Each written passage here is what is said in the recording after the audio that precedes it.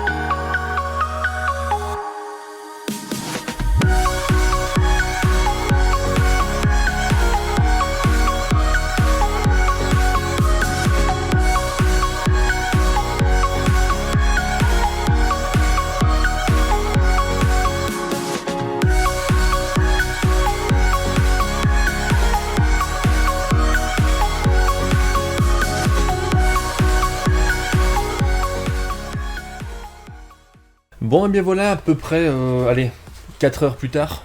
Bon, il n'y a pas grand chose qui a été fait. On est vraiment là sur le côté droit du visage, avec le haut du crâne. Donc en gros, hein, ça va se mettre comme ça. C'est je suis pas mignon. On va continuer. Je vous remontrerai ça dès que j'aurai fini au moins le dessus et puis l'autre côté. À toutes!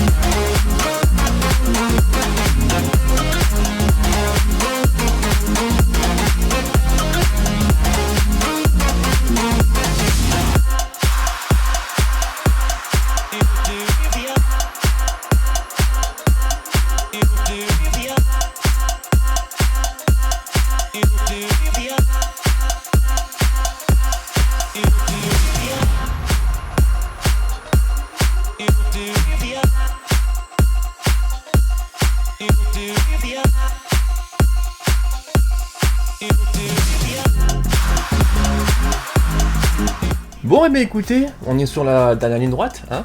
Voilà, cette magnifique joue encore apparente. Il reste, il me semble, un petit morceau là derrière. Il reste la troisième corne. Je suis très content puisque le casque me va beaucoup mieux que le précédent, hein. Il est vraiment moins long que l'ancien. Dernière partie, dernier mini timelapse. On se retrouve en fin de vidéo et puis je vous explique un petit peu et bien, tout ce qui reste à vous dire, hein. Et puis je vous dirai un petit peu mon ressenti vis-à-vis de ce fabuleux casque en papier.